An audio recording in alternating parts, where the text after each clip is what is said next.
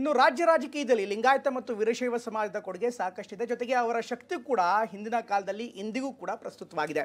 ಇದರ ನಡುವೆ ಈಗ ರಾಜಕೀಯ ಸಮೀಕರಣ ಕೂಡ ಬದಲಾಗ್ತಾ ಇದೆ. ಅಹಿಂದ ಅನ್ನುವಂಥ ಹೊಸ ಫಾರ್ಮುಲಾ ಬಂತು. ಅದಾದ ಬಳಿಕ ಬೇರೆ ಬೇರೆ ರೀತಿಯಂಥ ರಾಜಕೀಯ ಸಮೀಕರಣ ಆಯಿತು. ಎಲ್ಲ ಸಮೀಕರಣದಲ್ಲಿ ಅಥವಾ ಒಕ್ಕಲಿಗ ಸಮುದಾಯದಂತೆ ಲಿಂಗಾಯತ ಸಮುದಾಯಕ್ಕೂ ಕೂಡ ಅಧಿಕಾರವನ್ನು ಹಿಡಿಯೋದ್ರಲ್ಲಿ ಪೀಠಗಳ ಮಠಗಳ ಶ್ರೀಗಳ ಮಾರ್ಗದರ್ಶನ ಸಾಕಷ್ಟಿತ್ತು. ಅದರಲ್ಲೂ ಪಂಚಪೀಠದವರು ಕಳೆದ 20 ವರ್ಷಗಳಿಂದ ಒಂದಾಗಿ ಜೊತೆಯಾಗಿ ಒಂದೇ ವೇದಿಕೆಯಲ್ಲಿ ಬಂದಿರಲಿಲ್ಲ. ಇದೇ ಮೊದಲ ಬಾರಿಗೆ ಎಂಬಂತೆ ಇವತ್ತು ದಾವಣಗೆರೆಯಲ್ಲಿ ಪಂಚಪೀಠದ ಎಲ್ಲ ಶ್ರೀಗಳು ಒಟ್ಟಾಗಿ ಬಂದಿದ್ದರು. ಈ ಒಂದು ಸಂದರ್ಭದಲ್ಲಿ ಜಾತಿ ಗಣತಿ ಬಗ್ಗೆ ಕೂಡ ಅವರು ಮಾತನಾಡಿದರು. ಹೀಗಾಗಿ ಈಗ ರಾಜ್ಯ ರಾಜಕೀಯದಲ್ಲಿ ಲಿಂಗಾಯತ ಸಮೀಕರಣ ಹೊಸದಾಗಿ ರೂಪುಗೊಳ್ತಾ ಇದೆ.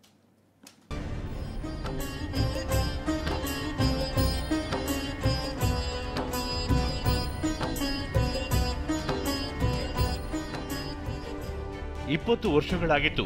ರಂಭಾಪುರಿ, ಉಜ್ಜಯಿನಿ, ಶ್ರೀಶೈಲ, ಕೇದಾರ ಹಾಗೂ ಕಾಶಿ ಹೀಗೆ 5 ವೀರಶೈವ ಪಂಚಪೀಠದ ಸ್ವಾಮೀಜಿಗಳು ಒಂದೆಡೆ ಸೇರಿ 20 ವರ್ಷಗಳೇ ಆಗಿದ್ದವು. ಆದರೆ 16 ಕಾರಣಗಳನ್ನ ಬದಿಗೊತ್ತಿ ಅಖಿಲ ಭಾರತ ವೀರಶೈವ ಮಹಾಸಭಾ ಇವರೆಲ್ಲರನ್ನ ಒಟ್ಟುಗೂಡಿಸಿದೆ. ವಿರಕ್ತರು, ಬಸವ ಭಕ್ತರು, ಶರಣರು, ನೂರಾರು ಉಪಜಾತಿಗಳನ್ನ ದಾವಣಗೆರೆಯಲ್ಲಿ ಒಂದೇ ವೇದಿಕೆಗೆ ತಂದು ಲಿಂಗಾಯತ ಶಕ್ತಿ ದ್ವಿಗುಣಗೊಳಿಸಿದ್ದಾರೆ.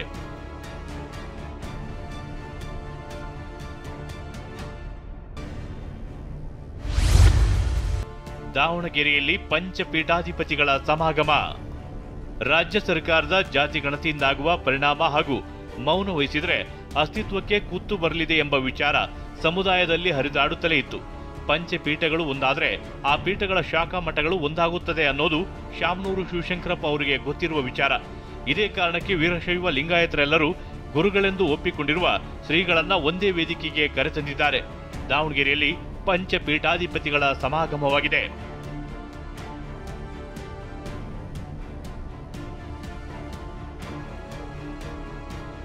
ವೀರಶೈವ ಲಿಂಗಾಯತರ 4 ಪೀಠಗಳು ಹೆಚ್ಚು ಕಮ್ಮಿ ಒಂದಾಗಿದ್ವು. ಆದರೆ ಕೇದಾರ ಸ್ವಾಮೀಜಿ ಬರುವುದು ಸಂಶಯವಾಗಿತ್ತು. ಕೊನೆಯ ಕ್ಷಣದಲ್ಲಿ ಅವರು ಬಂದಿದ್ದು ಮಾತ್ರ ಶೃಂಗಸಭೆಗೆ ಮೆರಗು ತಂದಿತ್ತು. ರಾಜಕೀಯ ನಾಯಕರು ಪಕ್ಷಾತೀತವಾಗಿ ಶೃಂಗಸಭೆಯಲ್ಲಿ ಭಾಗವಹಿಸಿದ್ರು.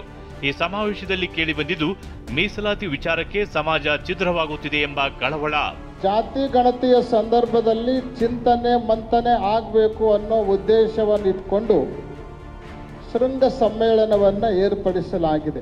ತಮ್ಮ ತಮ್ಮ ವೃತ್ತಿ ಆಧಾರಿತ ಜಾತಿಗಳನ್ನು ಜಾತಿ ಗಣತಿಯಲ್ಲಿ ಬರೆಸಿದ್ರೂ ಕೂಡ ವೀರಶೈವ ಲಿಂಗಾಯತ ಅನ್ನೋದನ್ನು ಮಾತ್ರ ಕಡ್ಡಾಯವಾಗಿ ಬರೆಸಬೇಕು ಅನ್ನುವಂತಹ ಏಕೈಕ ಆದೇಶವನ್ನು ಈ ವೇದಿಕೆಯ ಮೂಲಕ ನಾವು ಕೊಡಲಿಕ್ಕೆ ಬಯಸ್ತಾ ಇದ್ದೇವೆ.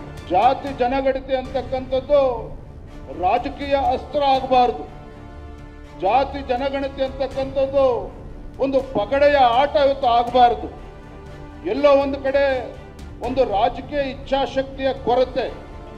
ನಾಯಕರುಗಳು, ಪೂಜ್ಯರೆಲ್ಲರೂ ಸೇರಿ ಯಾವ ರೀತಿಯಲ್ಲಿ ನಾವು ಜಾತಿ ಜನಗಣತಿ ಮಾಡುವಂತಹ ಸಂದರ್ಭದಲ್ಲಿ ಏನು ಭರಿಸಬೇಕು ಅನ್ನುವಂಥದ್ದು ಅವೆಲ್ಲವನ್ನು ಒಂದೇ ಕಡೆ ಸೇರಿಸಿ ಮೀಸಲಾತಿಗೆ ಧಕ್ಕೆ ಆಗದ ರೀತಿಯಲ್ಲಿ ಒಟ್ಟಿಗೆ ಕೂಡಿ ಹಾಕಿದ್ರೆ ಇಡೀ ರಾಜ್ಯದಲ್ಲಿ ಲಿಂಗಾಯತ ವೀರಶೈವ ಲಿಂಗಾಯತ ಎಲ್ಲಕ್ಕಿಂತ ನಂಬರ್ 1 ಸ್ಥಾನದಲ್ಲಿ ಬರ್ತಾರೆ. ಹೀಗೆ 2 ದಿನಗಳ ಪೀಠಾಚಾರ್ಯ ಹಾಗೂ ಶಿವಾಚಾರ್ಯ ಶೃಂಗ ಸಮ್ಮೇಳನದಲ್ಲಿ ಚಿಂತನೆಗಳು ನಡೆಯಲಿವೆ. ನಾಳಿನ ಸಮಾರೋಪದಲ್ಲಿ ಜಾತಿ ಗಣತಿಯಲ್ಲಿ ಯಾವ ಹೆಸರು ಬರೆಸಬೇಕು, ಮೇಲಾಗಿ ವೀರಶೈವ ಜನಸಂಖ್ಯೆ ಮತ್ತು ರಾಜಕೀಯ ಸ್ಥಿತಿಗತಿಗಳ ಬಗ್ಗೆ ಚಿಂತನೆ ಮತ್ತು ನಿರ್ಧಾರಗಳು ಪ್ರಕಟವಾಗಲಿವೆ. ಬಹುದಿನಗಳ ಬಳಿಕ ರಾಜ್ಯದಲ್ಲಿ ಲಿಂಗಾಯತರ ಸಂಘಟನೆ ಮೂಲಕ ಶಕ್ತಿ ಹೆಚ್ಚಿಸಿಕೊಳ್ಳುವ ಸಂಕಲ್ಪಕ್ಕೆ ದಾವಣಗೆರೆ ವೇದಿಕೆಯಾಗಿದ್ದು ಮಾತ್ರ ಸತ್ಯ. ಬಸವರಾಜ್ ದೊಡ್ಮನಿ, TV9 ದಾವಣಗೆರೆ.